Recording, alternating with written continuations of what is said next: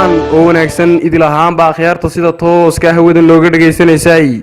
halkani waa shabakada caalamiga ee dhexnimemedia.com qorsheegtu waa 4tii iyo barkii galabnimo maalinimo khamiisa 11 Agosto 2016 kuna soo dhawaada wararkii toddobaadka hor idin akhriyo doona anigoo Cabdiraxmaan Rashiid Dalmar qodobada toddobaadkan ugu waaweyn waxa kamid ah madaxweynaha dawladda federaalka Soomaaliya oo booqasho ku tagay magaalada Jigjiga ee xarunta dawladda deegaanka Soomaalida Itoobiya saynisyahan reer Iran oo daldalaad lagu dilay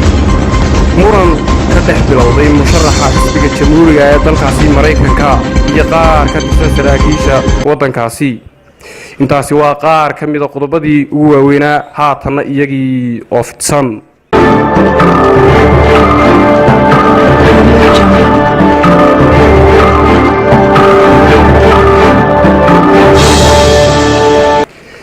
madaxweynaha dawladda federaalka Soomaaliya mudane Xasan Sheekh Maxamuud ayaa booqasho ku tagay magaalada Jigjiga ee xarunta dawladda deegaanka Soomaalida halkaas oo uu ku soo dhaweeyay madaxweynaha dawladda deegaanka Soomaalida mudane Cabdi Maxamuud Cumar 10 Agosto 2016 madaxweynaha dawladda deegaanka Soomaalida Itoobiya mudane Cabdi Maxamuud Cumar ay wehelinayaan madaxweynaha ku-xigeenka dawladda deegaanka Soomaalida Itoobiya qaar kamid ah golaha wasiirada dawladda deegaanka Soomaalida Itoobiya ayaa si meeqaam sare loogu soo dhaweeyay gegada diyaaradaha caalamiga ah garaad wiilwaal wafdi uu hogaaminayay madaxweynaha dawladda federaalka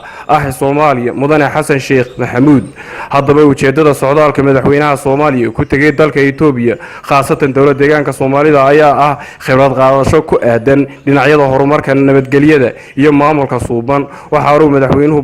booqan doonaa goobo kamid ah xarunta deegaanka Soomaalida Itoobiya iyadoo welibana madaxweynaha salaan sharaf uu ka qaadan doono kooxda baanbayda dawladda deegaanka Soomaalida Itoobiya si kastaba ahaatee booqashada madaxweynaha Soomaaliya ku booqday deegaanka Soomaalida Itoobiya ayaa taariikhda markii ugu horeysay madaxweyne ka socda wadanka Soomaaliya uu ku yimaado deegaankaasi Soomaalida Itoobiya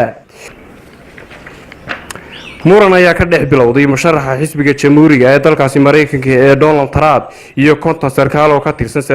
saraakiisha sarsare ee laamaha amniga qaranka waddankaasi oo intooda badan la soo shaqeeyay maamulka madaxweynaha Bush saraakiishan oo ay kamid yihiin agaasimihii hore ee CIA-da Mareykanka iyo laba nin oo madax ahaan jiray wasaaradda arrimaha amniga gudaha iyo warbixino qoraal ah oo ay wasaareen ay soo saareen waxa ay ku sheegeen in Trump uusan lahayn dabeecad qiimo iyo aragnimo uu ku noqdo madaxweyne waxayna saraakiishani saadaalinayaan inuu Trump uu noqon doono madaxweynaha ugu taxadar la'aan badan taariikhda Mareykanka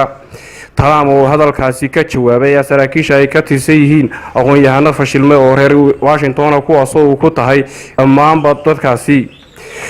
madaxweynaha koonfurta Afrika Jacob Zuma ayaa ka hadlay natiijada aan wanaagsaneyn ee xusbigiisu ka soo gaaray doorashadii dawladda hoose ee arbacadii dalkaasi ka dhacday madaxweyne Zuma oo sheegay natiijada doorashada muujinayso in dalkaasi uu gaaray bisayl dhanka dimuqraadiyadda ah xisbiga African National Congress ANC ayaa waxa lagu adkeeyay qaar kamid ah magaalooyinka waaweyn sida caasimadda Pretoria iyo magaalada Port Elizabeth xisbiga mucaaradka ah ee dimuqraadiga ANC oo ku guuleystay labadaasi magaalo balse xisbiga ANC ayaa guul muhiim ah ka soo hooyay magaaladaasi Johannesburg natiijada doorashada ayaa ah tii ugu xumayd ee xisbiga la kulmo tan iyo markii uu awoodda dalkaasi kala wareegay nidaamkii midabta koorka ku dhisnaa Dennis Grover oo ahaa rugcada ka tirsan ANC isla markaana la maxkamadeeyay Nelson Mandela ayaa ku guuldareystay xisbiga ku tilmaamay mid uu asagu isku keenay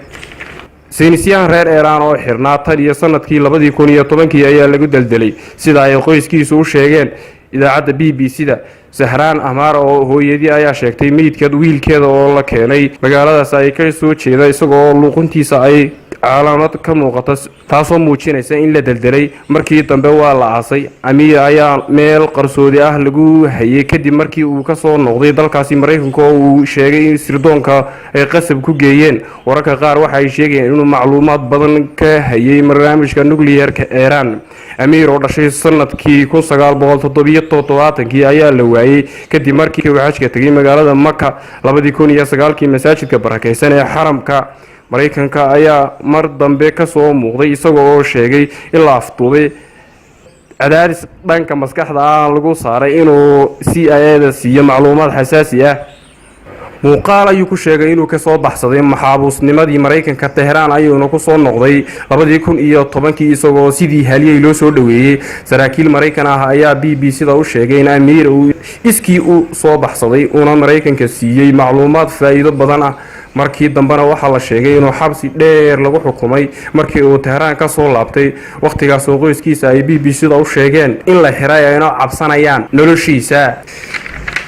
madaxweynaha dalkaasi Masar Abdi Fattah al-Sisi ayaa si lama filaan ah u baajiyay safar uu ku gaari lahaa magaalada Nawakishood ee xarunta dalkaasi Mauritania madaxweynaha al-Sisi oo lagu weeday inuu ka qayb galo shirweynaha 27aad ee madaxda Carabta uga furmaya magaalada Nawakishood ee dalkaasi Mauritania oo shirkan ka qayb galay ra'iisul wasaaraha Ismaaciil Shariif iyo mas'uuliyiin kale oo dalka Masar ka soo jeeda sida ay qoreen warbaahinta Masar sababta uu al-Sisi u baaqday safarkiisa Nawakishood ayay warbaahinta dalkaasi Masar ku sheegeen inuu yahay cabsi haysa in lagu tuuro xilka warbaahinta Masar ayaa waxa ay sheegeen in al-Sisi uu dareemayay inay afgembi waana hadii uu socdaal magaaladaasi Nawakishood ku aado wargeyska lagu magacaabo al-Masri al-Yawm ee ka soo baxa dalkaasi Masar ayaa cadaadkiisii ugu dambeeyay ku xaqiijiyay in saraakiil ka tirsan madaxtooyada Masar ay heleen xugo muujinaya suurtagalnimada in magaalada Qaahira ay ka dhacdo afgembi docda kalena madaxweynaha dalkaasi Masar Abdi Fattah al-Sisi ayaa saraakiisha laamaha ammaanka ku baaqay inay adkeeyaan